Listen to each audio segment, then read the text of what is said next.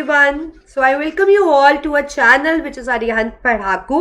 जैसे कि आप जानते हो मैं हूँ आपकी साइंस मेंटोर दिव्या और आज हम स्टार्ट करने वाले हैं MCQ सीरीज में metals and non metals that is chapter 3. So let's begin with chapter 3 और देखते हैं कि इस चैप्टर में हम क्या क्या पढ़ने वाले हैं. So let me tell you that the topics which are included in this chapter, they are introduction. We have metals and non-metals का पूरा हमें physical and chemical properties करना है, and then we have metallurgy, chemical bonding and alloys. तो ये हमारा आप कह सकते हो कि पूरा topics थे जो included थे इस chapter के अंदर.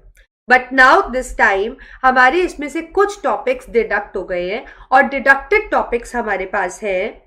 वन इज मेटलर्जी, मतलब कि किस तरीके से प्योर मेटल को हम ऑब्टेन करते हैं वो आपका डिडक्ट हो चुका है. एंड कोरोजन पार्ट इस चैप्टर में से डिलीट हो चुका है. So these are the topics which are deleted for your examination 2021 and rest metals non metals का physical chemical properties ये सब आपको अच्छे से तैयारी करनी है, राइट. एंड इस चैप्टर के अंदर आपको केमिकल बॉन्डिंग जो है वो इंक्लूडेड है, वो डिडक्शन नहीं हुआ है.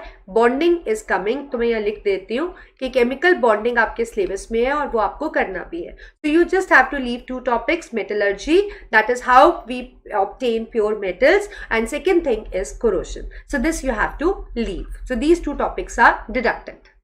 So let's start with the MCQ series. I know term 1 का बहुत टेंशन है आप लोगों को, तो आज हम इस सेशन के अंदर मेटल्स एंड नॉन मेटल्स की कुछ इंपॉर्टेंट MCQ क्वेश्चंस प्रैक्टिस करते हैं. And what I want is, मैं पहले आपको क्वेश्चन बताऊंगी. यू नो दैट MCQ में आपको 4 ऑप्शंस मिलते हैं. कुछ सेकेंड्स का आप टाइम लो, लाइव चैट के अंदर अपने आंसर्स लिखो. कुछ 10 सेकेंड का मैं आपको टाइम दूंगी अप्रोक्सीमेट. आप वो आंसर्स अपने लाइव चैट में लिखो and after that I am gonna explain you कि क्यों वो आंसर सही ऑप्शन है, right. So let's begin the session and please make this session very very interactive. तो जैसे ही मैं क्वेश्चन दूंगी आपको start thinking about the right answer और लाइव चैट के अंदर उसका राइट आंसर आप लिख दो, ओके, सो दैट आपको लगेगा कि प्रॉपर एक लाइव टीचिंग हो रही है, तो सेशन में बहुत ही मजा आएगा. So let's begin with the session now. So first question coming up, which of the given property is generally not shown by metals? तो क्वेश्चन है कि कौन सी प्रॉपर्टी है इन चारों ऑप्शंस में से जो मेटल्स शो नहीं करते. A electrical conductance, B sonorous, C dullness and D ductility. So you have 4 options and I'm giving you 10 seconds time. Take your time and write the answer in the live chat. कौन सी property है जो इसमें से metals show नहीं करते? So I hope आपने answer लिख दिया होगा लाइव चैट में. So let me tell you the correct answer is option C, that is dullness. Dullness is the property which is not shown by metals. क्योंकि जो metals होते हैं वो dull नहीं होते, बल्कि जो metals होते हैं वो तो lustrous होते हैं. They have a shiny appearance. तो यहाँ पे इलेक्ट्रिकल कंडक्टेंस मेटल्स के अंदर होती है. आपको पता है क्यों होती है? Because of the presence of free mobile electrons. Sonorous भी होते हैं. सोनरस का मतलब जब आप मेटल्स को हिट करते हो दे प्रोड्यूस द साउंड. आपने देखा ही होगा मंदिर वगैरह में जाते हैं तो बेल लगी होती है, आपको पता है कि घंटी को आप ऐसे मारते हो तो वो मेटल से बना होता है और घंटी टन टन आवाज करती है ना. तो that is sonority, that is when you hit it produce sound. Dullness तो होती ही नहीं है. आई टोल्ड यू कि मेटल्स जो होते हैं वो तो लस्ट्रस होते हैं, मतलब दे शाइन. एंड डक्टिलिटी भी नहीं होती है, क्योंकि डक्टिलिटी एक ऐसा प्रोसेस होता है जिसके डक्टिलिटी मेटल्स शो करते हैं, क्योंकि एक ऐसा प्रोसेस है जिसके अंदर metals can B beaten into thin wires. Metals can B beaten into thin wires. आपको पता है गोल्ड की, सिल्वर की, कॉपर की, सारी तरह की वायर्स तो हम बना सकते हैं. तो मेटल्स आर डक्टाइल. तो यहाँ पे कौन सी प्रॉपर्टी है जो मेटल्स नहीं शो करते हैं? That is dullness, that is dullness. Okay, second question coming up. Which of the following metals exist in their native state in nature?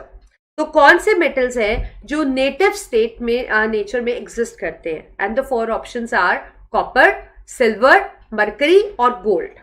तो आपको बताना है नेटिव स्टेट का मतलब है. नेटिव स्टेट का मतलब है, मैं आपको बता देती हूँ, मतलब फ्री स्टेट में.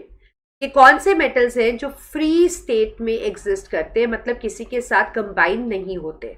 और आपके पास 4 ऑप्शन है, कॉपर, मरकरी, सिल्वर, आपका सेकेंड ऑप्शन है, और डी ऑप्शन है आपका gold. And you have 10 seconds time. Please take your time, ध्यान से सोचो और लाइव चैट में मुझे इसका आंसर दे दो. Time is up. And the correct answer is native state में एग्जिस्ट होने वाले हमारे जो मेटल्स है, इसके अंदर दो मेटल्स है, that is silver as well as gold. क्योंकि देखिए मेटल्स जो होते हैं, मोस्टली जो मेटल्स होते हैं उनकी रिएक्टिविटी अच्छी खासी होती है, दे आर क्वाइट रिएक्टिव. तो वो किसी ना किसी चीज के साथ रिएक्ट करके कंपाउंड फॉर्म में एग्जिस्ट करते हैं. बट जो रिएक्टिविटी सीरीज में नीचे आते हैं मेटल्स, जैसे कि आपके पास है सिल्वर, गोल्ड, प्लैटिनम, ये लीस्ट रिएक्टिव है. मैं यहाँ लिख देती हूँ, दे आर लीस्ट रिएक्टिव. और लीस्ट रिएक्टिव होने करके they exist in their native state. मतलब ये किसी के साथ कंबाइन नहीं होते, ये नेटिव स्टेट में एग्जिस्ट करते हैं. अब अगर इन चारों ऑप्शन में से आपको एक चूज करना होता तो हम गोल्ड को चूज करते हैं. क्यों? क्योंकि गोल्ड रिएक्टिविटी सीरीज में इन चारों में से सबसे नीचे आता है, वो लीस्ट रिएक्टिव है out of these all 4 options. Got it? But अगर आपको पेयर्स में दिया हो तो भी आप पिक कर लोगे. बट वैसे मैं आपको बताना चाह रही हूँ कि जो लीस्ट रिएक्टिव आपके जो नेटिव स्टेट में है वो है silver, gold and platinum. Okay, next question coming up. Which of the following metals exist in their native state in nature? अब देखो इस क्वेश्चन के अंदर we have the pairs. अभी आपको एक सिंगल दिया था, अभी यहाँ पे आपके पास पेयर्स है. तो pairs are copper and zinc, silver and gold, mercury and iron and sodium and potassium.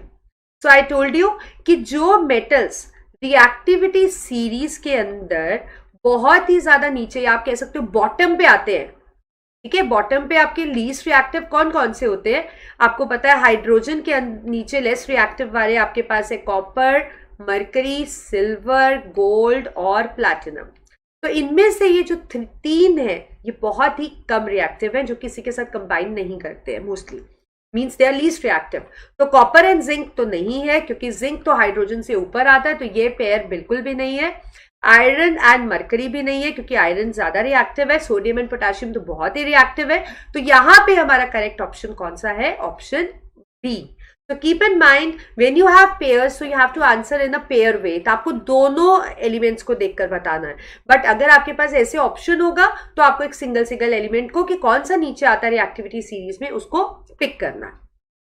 Okay, next question coming up.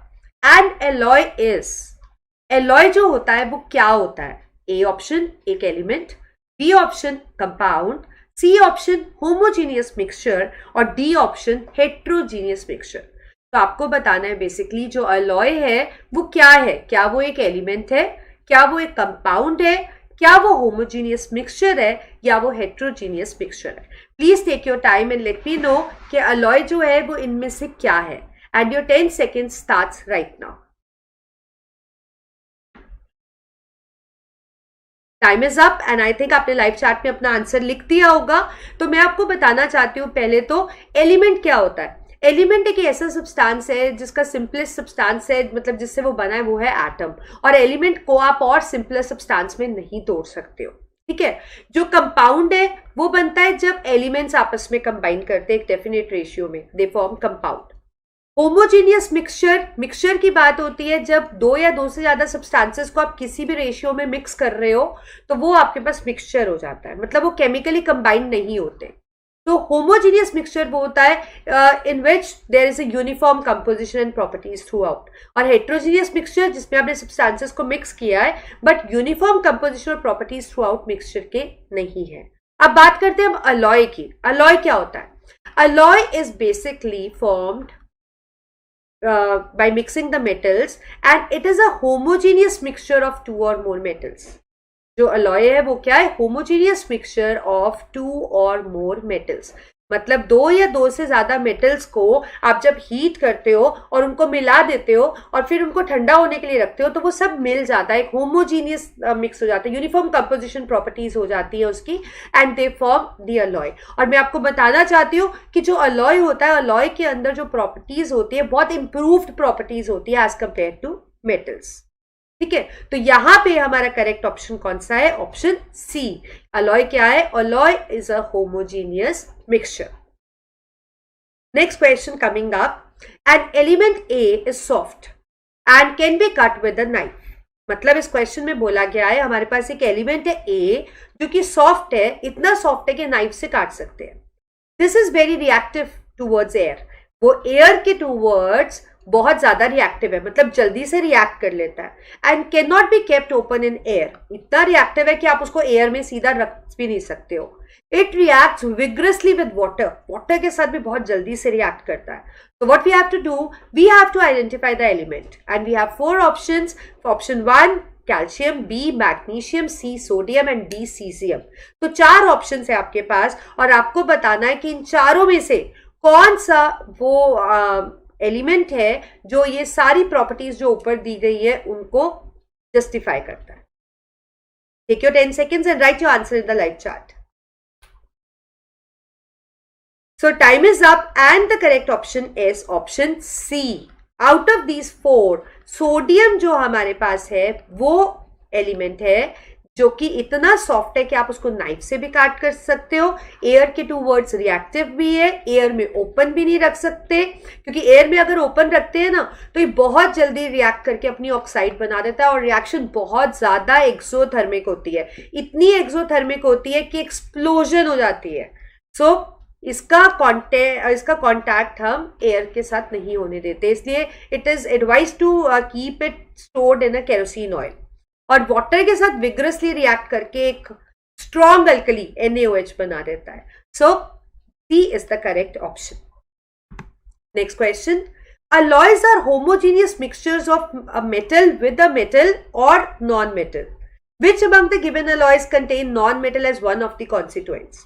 आपको बताया गया है कि जो अलॉयज होते हैं वो होमोजीनियस मिक्सचर होते हैं, मतलब यूनिफॉर्मली अच्छे से मिक्स हो जाते हैं, कंपोजिशन प्रॉपर्टीज सेम रहती है जब हम मेटल को मेटल के साथ मिलाते हैं या मेटल को हम नॉन मेटल के साथ मिलाते हैं. अब यहाँ पे आपके पास 4 अलॉयज दिए हैं, ब्रास, ब्रॉन्ज, एल्निको और स्टील. और आपको बताना इन कौन से अलॉयज में आप कह सकते हो कि नॉन मेटल प्रेजेंट है, मतलब one of the constituent is non metal. Means metal is combined with the non-metal. And your 10 seconds are starting right now. Write your answer in the live chat. I'm waiting for your correct answer.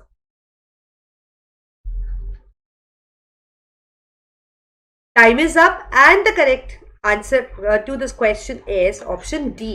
It is steel. क्योंकि जो steel होता है, it is an alloy of iron and it is formed by mixing iron with a non-metal, that is carbon. Iron with a non-metal carbon.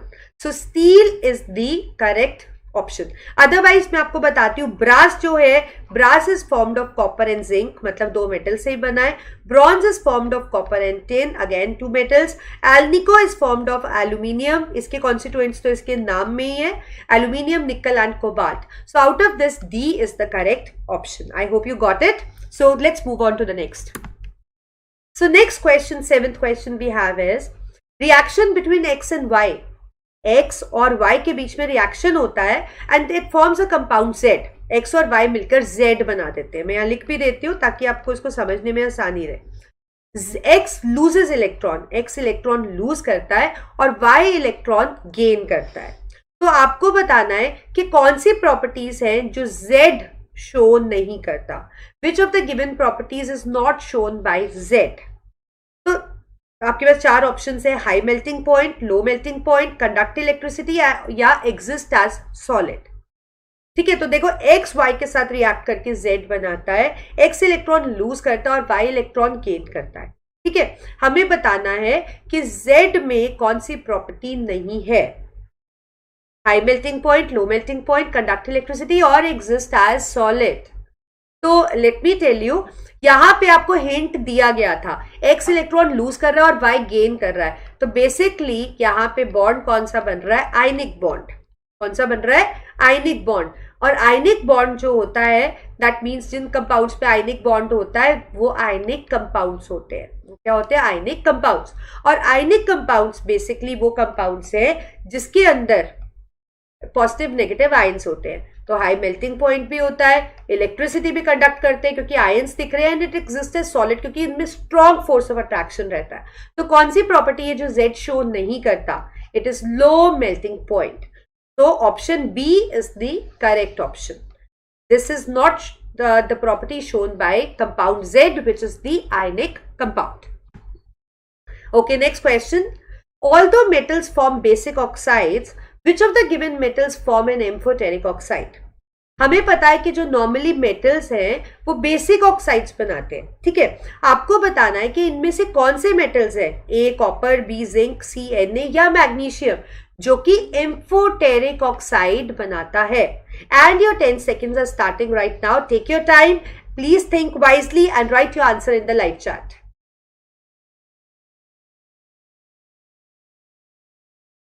So your time is up. I hope आपने लिख दिया answer. So out of these four, the correct answer is option B. That is zinc is the correct option. So let me explain it to you. Amphoteric oxide वो oxide होती है जिसके अंदर acidic behaviour भी होता है और basic behaviour भी होता है, दोनों बिहेवियर होते हैं इसके अंदर, ठीक है।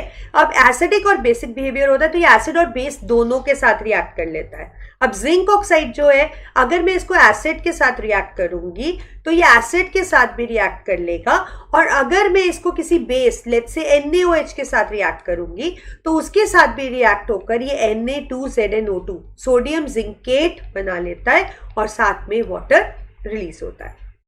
सो बेसिकली जिंक यहाँ पे हमारा मेटल है जो कि एम्फोटेरिक ऑक्साइड बनाता है। Apart from it let me tell you, जो कॉपर ऑक्साइड है वो बेसिक ऑक्साइड है सिर्फ, सोडियम ऑक्साइड भी बेसिक ऑक्साइड है, पानी में डिसॉल्व करो स्ट्रॉन्ग बेस बनाती है, और मैग्नीशियम ऑक्साइड भी बेसिक ऑक्साइड है। तो हमारे पास सिर्फ दो ही मेटल्स होते हैं, जिंक हमने कर लिया। अपार्ट फ्रॉम जिंक एल्यूमिनियम हमारा एक ऐसा मेटल है जो कि एम्फोटेरिक ऑक्साइड बनाता है। Next question, which of the given non metals is a liquid? कौन से नॉन मेटल्स हैं जो इसमें से लिक्विड है? A mercury, B bromine, C and D is an. And your 10 seconds are starting right now because this is very very easy question और आप इसको आसानी से कर सकते हो। So I am just hoping कि सारे बच्चे सही आंसर देंगे इसका। तो इनमें से कौन सा नॉन मेटल है which is liquid? Take your time and let me know. Take your time. Okay, time is up. Time is up and the correct option is option B, that is bromine. आपको याद रखना है कि जो हमारे non metals होते हैं वो सॉलिड स्टेट में भी एग्जिस्ट करते हैं, कुछ नॉन मेटल्स कुछ नहीं, सिर्फ एक ही नॉन मेटल लिक्विड है, और कुछ नॉन मेटल्स गैसेस भी है। तो उनमें से नॉन मेटल जो लिक्विड है that is only and only bromine, जिसका सिंबल है Br। Apart from this mercury तो यहाँ पे ऑप्शन हो ही नहीं सकता था क्योंकि मरकरी तो आपके पास मेटल होता है। कार्बन ऑप्शन नहीं हो सकता था क्योंकि कार्बन सॉलिड स्टेट में एग्जिस्ट करता है। नाइट्रोजन भी नहीं हो सकता था क्योंकि नाइट्रोजन गैस में एग्जिस्ट करता है। So we are just left with bromine. So bromine is the correct option for this answer. Okay, next question. An aluminium strip is kept immersed in freshly prepared ferrous sulfate solution. Aluminium strip ferrous sulphate solution के अंदर हम रखते हैं एक test tube में, और change क्या देखने को मिलता है? A green solution turns brown, lower end of test tube turns hot, colourless gas is evolved, और light green solution turns blue. Take your time and write your answer in the live chat. I am waiting for your answer.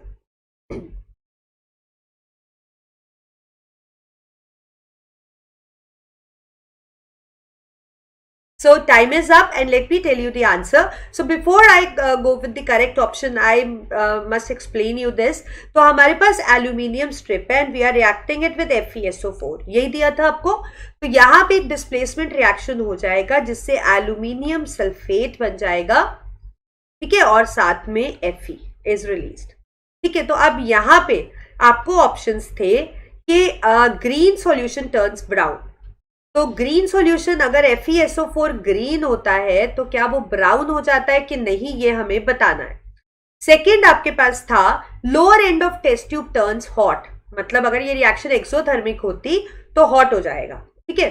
Colourless gas is evolved, gas तो आपको यहाँ कोई दिख नहीं रही है। Light green solution turns blue, blue aluminium के solutions नहीं होते। तो we'll go with A1 where green solution turns brown, where green solution turns brown due to the displacement, because aluminium is more reactive. It readily displaces the less reactive iron from its compound and we get aluminium sulfate. So the correct option is option A. Next question coming up. In general, the number of electrons in the outermost shell of a metal atom is A 1, B 1 to 3, C 5 to 8, means it can be 5, 6, 7, 8, and D is 8. Take your time. This is very general question and write your answer in the live chat. Okay, so I think आपने answer लिख दिया है. So the correct answer to this question is, question में पूछा गया था कि जो मेटल है उसके आउटरमोस्ट शेल में कितने इलेक्ट्रॉन्स होते हैं. So B is the correct option. The outermost electrons can be 1, can be 2 or can be 3. क्योंकि जितने भी आपके पास मेटल्स होते हैं, लेट्स से मैं सोडियम का एग्जांपल लेती हूँ, एटॉमिक नंबर 11 होता है, कॉन्फिगरेशन 281 होती है, तो इसके आउटरमोस्ट शेल में सिर्फ एक इलेक्ट्रॉन होता है. ऐसे ही अगर मैं एक और मेटल का एग्जांपल ले लेती हूँ, मैग्नीशियम, उसका एटॉमिक नंबर है 12, कॉन्फिगरेशन है 282, इसके बैलेंस इलेक्ट्रॉन 2 होता है. ऐसे ही मैं एक और मेटल का एग्जांपल ले लेती हूँ जिसका एटॉमिक नंबर है 13, कॉन्फिगरेशन है 283, तो 3 इसके वैलेंस इलेक्ट्रॉन होते हैं. तो जितने भी मेटल्स होते हैं या तो उनका वैलेंस इलेक्ट्रॉन 1 होता है या 2 होता है या फिर 3 होता है. So you need to remember all the metal atoms, they possess 1, 2 or 3 as valence electron and they readily lose those electrons to form electropositive ions. Okay, next question coming up. Hematite is an ore of A iron, B copper, C zinc or D aluminium. यहाँ पे एक ओर का नाम दिया गया है और आपसे पूछा गया है ये किस चीज का ओर है. So let me tell you, ore is something, जैसे कि मैंने आपको बताया मेटल्स जो है वो रिएक्टिव फॉर्म में मिलते हैं, कंपाउंड फॉर्म में मिलते हैं. तो जो मेटल्स जिन कंपाउंड फॉर्म में मिलते हैं, जिनमें वो मिनरल्स के साथ कंबाइंड होते हैं, और या आप कह सकते हो वो मिनरल जिससे मेटल को एक्सट्रैक्ट कर सकते हैं, that is called as an ore. इसमें इम्प्योरिटीज भी रहती है और मेटल भी रहता है. तो हेमेटाइट आयरन, कॉपर, जिंक या एल्यूमिनियम में से किसका ओर है? Take your time and write your answer in the live chat. Time is up and the correct option is option A. It is an ore of iron. So let me tell you, iron के जो ore होते हैं वो कौन कौन से होते हैं? It is magnetite. Magnetite is an ore of iron. We have hematite is the popular ore of the iron, and we do have siderite. This is also the ore of the iron. So magnetite का formula होता है Fe3O4. It is also called as lodestone or natural magnet. Hematite is Fe2O3 and siderite is a carbonate ore where iron is combined with carbonate forming FeCO3. So out of it, hematite is the popular ore of the iron from which the iron is maximum extracted. And apart from this, यहाँ पे copper था, तो copper के जो ore है, like we have copper glans, we have copper pyrite, zinc का हमारे पास है zinc blende, aluminium का popular ore है हमारे पास bauxite. This is bauxite, XIT.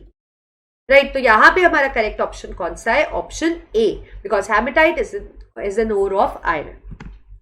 Okay, next question. Copper sulphate solution can be easily kept in a container made of lead, zinc, silver और aluminium. Symbols दिए थे, मैंने आपको नाम बता दिए, इजी कर दिया है, ताकि अगर सिंबल्स में भी किसी बच्चों को कंफ्यूजन है तो आई मस्ट टेल यू कि सिंबल्स अच्छे से लर्न करो. जरूरी नहीं है कि क्वेश्चन में पूरा नाम दिया होगा. अब लेड LEAD होता है, बट यहाँ पे PB उसका सिंबल है, तो अगर आपको सिंबल नहीं आएगा तो आप कैसे पहचानोगे? So you have to be thorough with the basics of the chemistry. ठीक है, तो copper sulphate solution can be easily kept in a container made of PB, Zn, Ag और aluminium. And your time starts right now. Write your answer in the live chat. And a hint to you, please make use of reactivity series to answer this question. Time is up and let me explain this question to you. आपको दिया था कि copper sulphate solution हम easily कौन से container में रख पाएंगे? लेड के कंटेनर में, जिंक के, सिल्वर के या एल्यूमिनियम के? तो पहली चीज तो अगर कोई सॉल्यूशन हम किसी कंटेनर में रखते हैं तो हम चाहते हैं कि वो सॉल्यूशन एज इट इज रहे, उसका नेचर, केमिकल कंपोजिशन बदले नहीं. ठीक है, तो यही चीज ध्यान रखनी है कि जहां पे रिएक्शन होगा वहां पे उसका केमिकल कंपोजिशन बदल जाएगा और उसमें हम उसको नहीं स्टोर कर पाएंगे, क्योंकि वो जैसा है वैसा नहीं रहेगा. मतलब जैसे कॉपर सल्फेट है तो वो कॉपर सल्फेट नहीं रहेगा, कुछ और बन जाएगा. राइट, तो जहां पे रिएक्शन होगा वो फिट नहीं होगा स्टोर करने के लिए. तो देखते हैं अब CuSO4 को अगर PB के साथ करते हैं, सारा यहाँ लिख लेते हैं हम चारों के साथ के कहाँ रिएक्शन होता है कहाँ नहीं, ताकि हमें इजीली पता लग जाए. अब हमें पूछा गया है कि ये कहाँ पे स्टोर हो सकता है, तो किस कंटेनर में स्टोर होगा, जहां पे ये रिएक्ट नहीं करेगा वहां पे ये स्टोर हो पाएगा। अब देखिए रिएक्टिविटी सीरीज में पीबी तो कॉपर के ऊपर आता है, मतलब ज्यादा रिएक्टिव है, तो यहां तो रिएक्शन होगा, तो मतलब स्टोर हम लेड के कंटेनर में नहीं कर सकते। जिंक भी ज्यादा रिएक्टिव है, यहां भी रिएक्शन होगा। एल्यूमिनियम भी ज्यादा रिएक्टिव है, यहां भी रिएक्शन होगा। तो बचा सिर्फ ऑप्शन सी सिल्वर, क्योंकि रिएक्टिविटी सीरीज में आपके पास कॉपर, मरकरी और फिर आता है सिल्वर। मतलब सिल्वर लेस रिएक्टिव है, वो कॉपर को डिस्प्लेस नहीं कर पाएगा और यहाँ पे कोई रिएक्शन नहीं होगा। So that means silver container can be used to store copper sulphate. Next question, the ability of metals to be drawn into thin wires is known as A. malleability, B. ductility, C. sonority and D. we have conductivity। तो इस question में आपसे पूछा गया है कि आपको जो ये मेटल्स की एबिलिटी है इनटू थिन वायर्स, इसको आप किस में कन्वर्ट कर सकते हैं, मेलेबिलिटी, डक्टिलिटी, सोनोरिटी और conductivity. So let me tell you कि इसका जो आंसर है वो है हमारे पास option B, that is ductility. Ductility एक ऐसा प्रोसेस है जिसमें metals can be drawn into thin wires, so we'll go with ductility। Next question, what happens when calcium is treated with water? Option A, it does not react with water, it reacts violently with water, it reacts less violently or none। तो आपको दिया गया है कि क्या होगा जब calcium को हम पानी के साथ ट्रीट करेंगे। तो you have 4 options and please take your time and let me know, और अपना आंसर लाइव चैट के अंदर लिख दो। प्लीज टेल मी।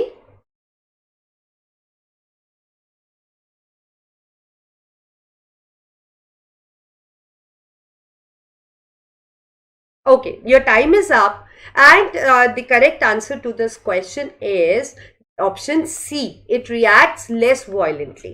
क्योंकि जो कैल्शियम है, कैल्शियम को जब हम पानी के साथ ट्रीट करते हैं it forms calcium hydroxide, but it react very very less violently. The reason being कि जो कैल्शियम का सरफेस है वो वाटर ड्रॉपलेट से ऑक्यूपाई हो जाता है, तो रिएक्शन का जो रेट है वो कम हो जाता है, it reacts less violently. Next question coming up, which one of the given metals do not react with cold as well as hot water? कौन से मेटल्स हैं जो कोल्ड और हॉट वाटर के साथ बिल्कुल रिएक्ट नहीं करते हैं? Option A sodium, B calcium, C magnesium और डी है आपके पास आयरन। तो हमें बताना है कि इनमें से कौन सा मेटल है जो कोल्ड और हॉट वाटर दोनों के साथ ही रिएक्ट नहीं करता। And please take your time and write your answer in the live chat.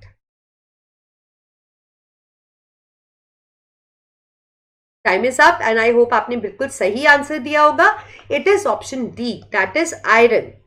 ठीक है, क्योंकि आयरन के अकॉर्डिंग, मतलब रिएक्टिविटी सीरीज के अकॉर्डिंग, जो मेटल्स ऊपर आते हैं वो कोल्ड वाटर के साथ रिएक्ट करते हैं, जो मेटल्स थोड़े से नीचे आते हैं वो हॉट वाटर के साथ रिएक्ट करते हैं। ठीक है, जैसे कैल्शियम हो गया आपके पास। उसके बाद जो मेटल्स आते हैं रिएक्टिविटी सीरीज में वो स्टीम के साथ रिएक्ट करते हैं, और कुछ मेटल्स रिएक्ट करते ही नहीं है जो कि हाइड्रोजन से नीचे आते हैं। तो एज पर रिएक्टिविटी सीरीज जो आयरन है वो स्टीम के साथ रिएक्ट करता है, ना वो कोल्ड वाटर के साथ रिएक्ट करता है ना वो हॉट वाटर के साथ करता है।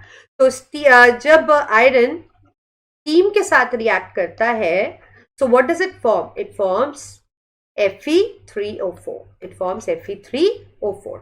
Right? So you need to remember this. And along with that, आपको पता है कि जब ये रिएक्शन होगा तो इसमें हाइड्रोक्साइड नहीं बनती है, इसमें क्या बनती है? ऑक्साइड। इसमें क्या बनती है? Oxide. Next, galvanization is a method of protecting iron from rusting by coating it with a thin layer of A. zinc, B. Ca, C. Mg और D. iron। आपको बताना है कि जो गैल्वेनाइजेशन है, वो जो मेथड है, उसमें आप आयरन को रस्टिंग से कैसे प्रोटेक्ट करते हो, प्रिवेंट करते हो, उस पर किस चीज की आप कोटिंग लगाते हो, जिंक की, कैल्शियम की, मैग्नीशियम की या आयरन की। And your time starts right now.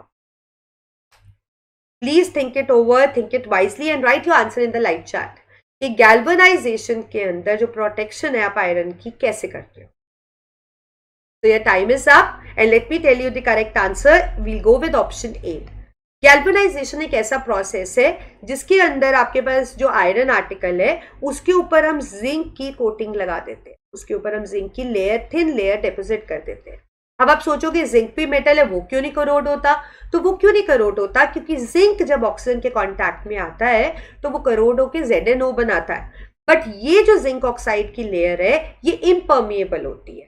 It doesn't allow the moist air to enter in, वो अंदर इसमें एंटर नहीं करने देती, because this layer is a zinc की लेयर लगाई, वो जिंक ऑक्साइड में टर्न हो गया and it won't allow the moist air to enter, right? So it will prevent the underlying iron. So in this way, galvanization can be useful in preventing the rusting. Next question. Generally, non-metals are not lustrous. Generally, non-metals जो होते हैं वो lustrous नहीं होते. Which of the given non-metals is lustrous? मतलब कुछ exceptional case है कि जो non-metal lustrous हो सकते हैं वो आपको बताना है. A sulfur, B oxygen, C है nitrogen और D option है IOD. तो you need to tell me कि इन 4 ऑप्शंस में से क्या कोई नॉन मेटल है जो लस्ट्रस है? तो take your time and write your answer in the live chat. I am waiting for your answer.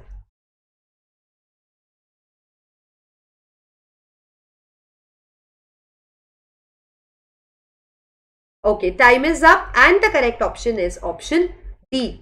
C, non metals जो होते हैं दे आर नॉन लस्ट्रस. और नॉन लस्ट्रस का मतलब क्या है? नॉन लस्ट्रस का मतलब है they don't have shiny appearance. They don't have shiny appearance, right? तो यहाँ पे हमारा जो नॉन मेटल है जिसका शाइनी अपीयरेंस होता है, एक्सेप्शनल केस है, that is iodine. That is iodine, right? So D is the correct option. Next question. Copper sulphate is A blue, B green, C red और डी नन. आपको बताना है कि जो कॉपर सल्फेट है उसका कलर क्या होता है. ब्लू होता है, ग्रीन होता है, रेड होता है, या इनमें से कोई भी नहीं होता. Take your time and tell your answer in the live chat. This is very very easy and important as well.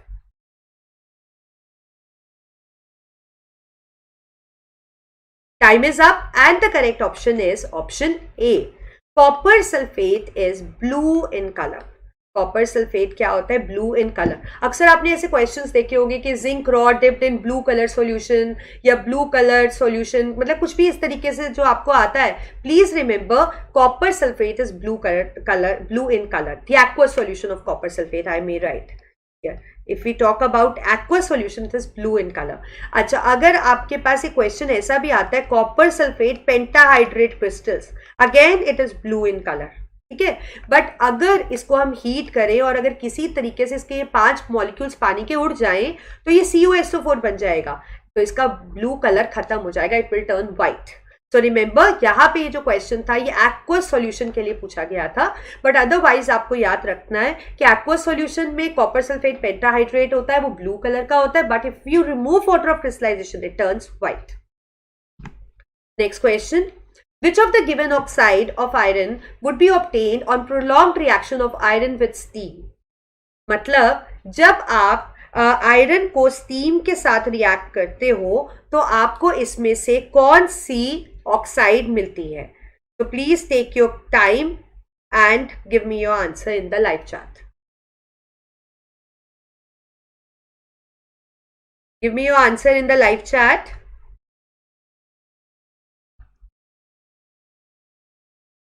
This is very important question, please take your time. तो आपके पास ऑप्शंस आपको पता लग चुके हैं कि आपके पास ऑप्शंस है. One is FeO, other is Fe2O3, third is Fe3O4 और fourth is both A and B. So let me tell you, in this case option C is correct. Please remember, this is quite important. When you react iron with steam, instead of forming FeO or Fe2O3, it forms the oxide with formula Fe3O4. Forms Fe3O4 and along with that we do get hydrogen gas. This is very very important क्योंकि जब भी हम ये reaction करते हैं तो हम सोचते हैं Fe2O3 बनेगा या FeO बनेगा as per the valency of ferrous and ferric. But when iron react with steam it forms Fe3O4. Next question. Iron nail was suspended in CuSO4 solution and kept for a while. The solution is, iron nail को आपने CuSO4 solution में रखा और कुछ देर के बाद आपको क्या देखने को मिला? A. Remained blue and coating was found on nail. B. Turned green and a coating was formed on the nail. C. Remained blue and no coating was formed on the nail. D. Turned green and no coating was formed on the nail. Please take your time, read it carefully, understand it, and then write your answer in the live chat.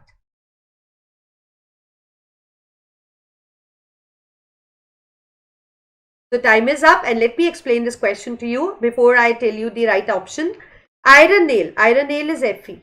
When you dip or suspended in copper sulfate, it is CuSO4. ठीक है, तो जब आप iron को copper sulphate के साथ react करोगे, what will happen, iron is more reactive than copper, it will displace copper and we will get FeSO4 and along with that we get copper. So that means displacement reaction हो जाएगी. अब A option था remained blue. No, it won't remain blue क्योंकि copper sulphate blue था. अब जब वो copper sulphate ही नहीं रहा तो वो ब्लू तो नहीं रहेगा. It turned green and a coating was formed on nail. ठीक है, ये हो सकता है, इसको हम अलग रख लेते हैं. Remained blue ये भी नहीं हो सकता. Turned green and no coating was formed on the nail. तो अब यहां पे आप देखो कि turned green, ठीक है, तो ग्रीन, अगर ये ग्रीन कलर तो हो जाएगा क्योंकि फेरस सल्फेट ग्रीन होता है, तो आयरन पूरा का पूरा डिसॉल्व होकर उसमें आ गया and there is no coating formed on the nail क्योंकि नेल तो डिसॉल्व हो गया. So option D is the correct option. Next question. Dash are dull, brittle and poor conductors. Metals, non metals, metalloids और all the elements. You need to tell us कि कौन से इन चारों options में से सही ऑप्शन है जो डल है, ब्रिटल है और पुअर कंडक्टर है. Take your time and write your answer in the live chat. This is very very general question. Time is up and let me tell you the correct answer. The correct answer is B, that is non-metals. So generally non-metals are dull, right? They don't luster, they don't shine, right? They are brittle, मतलब वो कच्चे भी होते हैं, and they are poor conductors because they don't have free mobile electrons in them. They don't have free mobile electrons in them and that is the reason they are poor conductors. So option B is the correct option. Next question. Aluminium is used for making cooking utensils. Which of the following properties of aluminium are responsible for the same? A. Good thermal conductivity. B. Good electrical conductivity. C. Ductility. or D. None. आपको पूछा गया है कि जो aluminium है उससे हम cooking utensils बनाते हैं, ठीक है, तो कौन सी प्रॉपर्टी है जो उसको इस तरीके के यूज में काम आने में हेल्प करती है, मतलब कुकिंग यूटेंसिल्स बन पाते हैं. क्या अच्छी थर्मल कंडक्टिविटी या अच्छी इलेक्ट्रिकल कंडक्टिविटी, डक्टिलिटी या none of it. Take your time and it is very easy again क्योंकि ये चीजें आप प्रैक्टिकली अपनी डेली लाइफ में यूज करते रहे हो तो आपको इसके आंसर आते होंगे. Time is up and the correct option is option A, good thermal conductivity. इसमें से हीट का कंडक्शन बहुत अच्छे से हो सकता है, इसीलिए इससे हम कुकिंग यूटेंसिल्स बनाते हैं क्योंकि ऑब्वियसली कुकिंग यूटेंसिल्स हमें कुक करना है, हीट को स्प्रेड करना है, हीट पूरी अच्छे से इवनली डिस्ट्रीब्यूट होनी चाहिए ताकि खाना पक सके. तो good thermal conductivity is the property which makes the aluminium good for making cooking utensils. Good electrical conductivity नहीं क्योंकि यहाँ पे कुछ इलेक्ट्रिकल कंडक्शन, कोई इलेक्ट्रिसिटी तो करंट कंडक्ट करनी नहीं है. डक्टिलिटी, ना कोई वायर बन रही है, तो इसलिए ऑप्शन ए हमारे पास correct option. Next question. Which of the following metal has highest melting point. आपके पास कुछ मेटल्स है और आपको बताना है कि कौन से मेटल का मेल्टिंग पॉइंट सबसे हाईएस्ट होता है. And the options are the first option is copper and the second option is silver, C is sodium and then we have tungsten. And please take your time and write your answer in the live chat.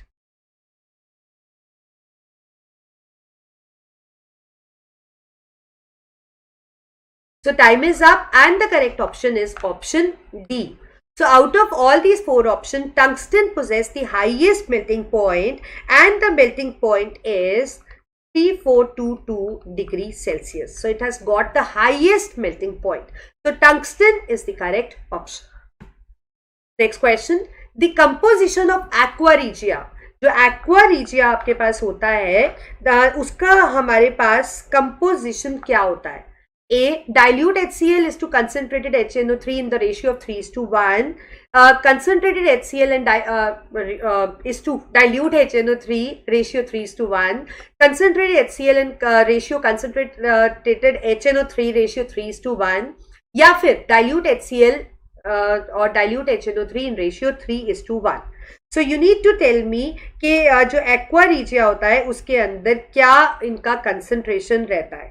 What is the concentration? So take your time and write your answer in the live chat. Write your answer in the live chat. What is the concentration? और उसके बाद मैं आपके साथ discuss करने वाली हूँ कि इसके अंदर आपके पास मतलब इसका यूज क्या रहता है. This also I am going to discuss with you. So please take your time and let me know this answer.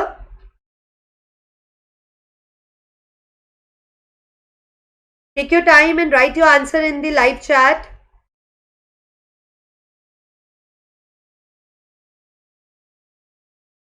So time is up and the correct option is option C.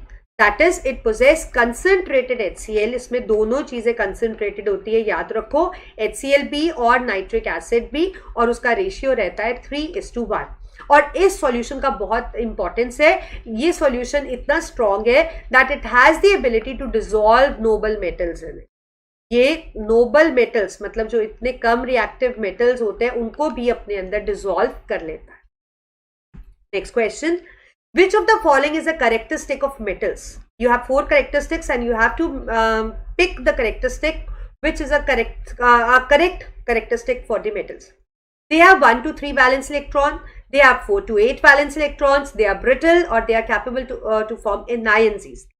And your time is starting right now. Take your time and let me know. आपको बताना है कि कौन सी property metals को सही से justify करती है. इन चारों में से एक प्रॉपर्टी है. Time is up and the correct option is option A. देखो, जो मेटल्स होते हैं उनके आउटर मोस्ट शेल में 1, 2 या 3 वैलेंस इलेक्ट्रॉन होते हैं. 4 to 8 नहीं होते क्योंकि 4 to 8 valence electrons non metals के लास्ट शेल में होते हैं. ब्रिटल भी नहीं होते क्योंकि जो मेटल्स होते हैं वो तो काफी स्ट्रॉन्ग होते हैं, उनका टेंसाइल स्ट्रेंथ काफी हाई होता है और वो एनायंस नहीं बनाते हैं. They have tendency to lose electron और लूज करने के बाद कोई भी एलिमेंट केटायन बनाता है. So they have tendency to form cation, not anions. So option A is the correct option. Next question. The second most abundant metal in the earth crust, and the option are we have oxygen, silicon, aluminium and iron. And take your time and let me know the answer in the live chat. Please take your time and let me know. So your time is up and the correct option is iron. Option D is the correct option. Iron is the most abundant metal which is found in the earth crust. और ores तो हम इसके discuss कर ही चुके हैं. इसके ores है hematite, ठीक है, magnetite, then we have siderite. These are the commonly found ores of iron. Okay, next question. Which among the given statements is incorrect for magnesium metal? Magnesium metal के लिए इन चारों स्टेटमेंट में से कौन सा स्टेटमेंट करेक्ट नहीं है? A. It burns in oxygen with a dazzling white flame. B. It reacts with cold water to form magnesium oxide and evolves hydrogen gas. C. It reacts with hot water to form magnesium hydroxide and evolves hydrogen gas. It reacts with steam to form magnesium hydroxide and evolves hydrogen gas. So take your time and write the correct answer in the live chat. कौन सा statement incorrect है? Correct नहीं, incorrect पूछा गया. So time is up and let me explain all the options to you. पहला option था it Burns in oxygen with a dazzling flame. It is a correct option क्योंकि जब magnesium को आप एयर में बर्न करते हो इट फॉर्म्स मैग्नीशियम ऑक्साइड और यहाँ पे जो फ्लेम रहती है वो डेजलिंग वाइट फ्लेम ही होती है. Second, it reacts with cold water to form magnesium oxide and evolves hydrogen gas. Right, it is not correct because whenever anything reacts with cold water, it forms hydroxide. तो cold और hot water की तो यहाँ बात ही नहीं आती है ना. पहले तो वाटर के साथ हाइड्रोक्साइड बनता है, ऑक्साइड बनता ही नहीं है. तो ये गलत है. C, it reacts with hot water to form magnesium hydroxide and liberate hydrogen gas. This is correct. It reacts with steam to form magnesium hydroxide and evolves hydrogen gas. Even this is incorrect because it doesn't react with steam. Right, so B and D option are incorrect option. B and D options are incorrect option. They don't justify about the magnesium metal. Next, which of the given non-metal is good conductor of electricity? So you have 4 non-metals, oxygen, silicon, graphite and nitrogen, and we need to tell कि कौन सा non-metal good conductor है. Good, bad नहीं, good. Take your time and write your answer in the live chat.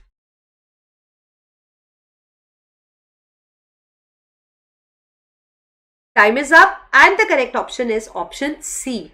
It is graphite, and you know that graphite is an allotropic form of carbon, so it is exceptionally good conductor. Otherwise, अगर हम non metals की बात करते हैं तो non metals do not possess free mobile electrons. उनके अंदर free mobile electrons नहीं होते, so generally they are poor conductor of heat and electricity. But exceptionally, graphite is a good conductor. Okay, next question. Ringing of bell in the temple. Temple में bell होती है, आप जाते हो बजाते हो, वो बजती भी है. It is associated with which property of metal? Ductility, sonority, malleability और tensile strength. Take your time and write your answer in the live chat. And this is very commonly found example, and I think आप इसका answer सही से दे पाओ. The time is up and the correct option is option B. The ringing of bell that you hear in the temple when you hit the bell, it is just because of the sonority. क्योंकि वो metal से बनी होती है और जो metals होते हैं they are sonorous. Sonorous का मतलब है when you hit them they produce sound. When you hit them they produce sound. और ductility का मतलब तो होता है metal से wires बनाना. Malleability का मतलब होता है sheets बनाना. और tensile strength उसकी strongness बताती है. तो यहाँ पे जो correct option है वो है option B. Okay, next question. Triple bond is present in A nitrogen molecule, B hydrogen molecule, C oxygen molecule और both A and B. आपको बताना है कि जो ट्रिपल बॉन्ड है वो इन चारों में से किस पे प्रेजेंट होता है. Take your time and write your answer in the live chat. So time is up and the correct option is option A. It is present in nitrogen molecule. Let me explain it to you. Nitrogen होता है N2, hydrogen होता है H2, oxygen होता है O2. तो nitrogen के अंदर 3 electron pair share होते हैं म्यूचुअली इस तरीके से, क्योंकि जो नाइट्रोजन का एटॉमिक नंबर है 7, कॉन्फिगरेशन है 2, 5, तो 3 इलेक्ट्रॉन्स चाहिए. तो बेसिकली इस तरीके से 1 second I will make it again. यहाँ पे मैं आपको बनाकर दिखाती हूँ. We have 3 electrons and we again have 3 electrons. तो ये नाइट्रोजन के अपने 5 इलेक्ट्रॉन्स और 3 इसने बॉन्ड बना लिया और ऐसी इसने बना. तो बेसिकली ट्रिपल नाइट्रोजन मॉलिक्यूल के अंदर बॉन्ड बनता है, ट्रिपल कोवेलेंट बॉन्ड, क्योंकि 3 इलेक्ट्रॉन्स दोनों नाइट्रोजन एटम कंट्रीब्यूट करते हैं. हाइड्रोजन के अंदर सिंगल कोवेलेंट बॉन्ड बनता है, ऑक्सीजन के अंदर डबल बनता है. ठीक है, तो यहाँ पे हमारा करेक्ट ऑप्शन कौन सा है? Nitrogen molecule. Next question. The polar covalent bond is present in nitrogen molecule, hydrogen chloride, zinc chloride or none of it. And your time starts right now and write your answer in the live chat. Jaldi jaldi likho. We are just left with 2-3 questions more. Time is up and the correct option is option B, that is in HCl. अब देखो यहाँ पे polar covalent bond, इसका मतलब क्या होता है? आपको पता है कोवेलेंट बॉन्ड वो होता है जो शेयरिंग ऑफ इलेक्ट्रॉन से बनता है. ठीक है, जिसमें इलेक्ट्रॉन शेयर करते हैं दो नॉन मेटल्स. पोलर का मतलब है कि जो कंबाइनिंग एटम्स है, जैसे यहाँ पे H और Cl है, दो कंबाइनिंग एटम्स जो आपस में अपने इलेक्ट्रॉन्स शेयर करने वाले हैं, यही होता है ना हाइड्रोजन में. तो उनमें से एक एलिमेंट क्या है, साइज के अंदर काफी छोटा है. काफी छोटा होने का मतलब है उसका इलेक्ट्रोनेगेटिविटी ज्यादा है. इलेक्ट्रोनेगेटिविटी ज्यादा है, मतलब साथ वाले कंबाइनिंग एटम से वो ज्यादा इलेक्ट्रोनेगेटिव है. मतलब it has more tendency to attract the shared pair towards itself. Otherwise जब भी कोई बॉन्ड बनता है तो शेयर्ड पेयर बीच में रहता है, इक्वली डिस्टेंट रहता है दोनों एटम से. बट अगर कोई इलेक्ट्रोनेगेटिव एलिमेंट कंबाइन करता है तो शेयर्ड पेयर बीच में ना रहकर थोड़ा सा किसकी तरफ डिस्प्लेस हो जाता है, जो ज्यादा इलेक्ट्रोनेगेटिव होता है, इस तरीके से, और इस पे पार्शियल नेगेटिव और पार्शियल पॉजिटिव चार्ज आ जाता है, और जब चार्जेस आ गए तो वो बन गया पोलर मॉलिक्यूल। ठीक है, ऐसे ही आपके पास नाइट्रोजन में तो इक्वली शेयर होते हैं क्योंकि दोनों नाइट्रोजन का इलेक्ट्रोनेगेटिविटी सेम है। HCl में इलेक्ट्रोनेगेटिविटी का डिफरेंस है क्योंकि क्लोरीन छोटा है साइज में। जिंक क्लोराइड में कोवेलेंट बॉन्ड होता ही नहीं है, इसमें तो आयनिक होता है, अदरवाइज ये पोलर है बट इसमें कोवेलेंट बॉन्ड पूछा था आपको, यहाँ इसमें कोवेलेंट नहीं, इसमें आयनिक होता है, इसलिए यहाँ पे हमारा करेक्ट ऑप्शन कौन सा है, B part. Next question, ionic bond is formed when dash combines with dash. Ionic bond कब बनता है, जब कौन किसके साथ कंबाइन होता है, A metal metal, metal non metal, C metal metalloid, और D non metal non metal. And take your time and write your answer in the live chat.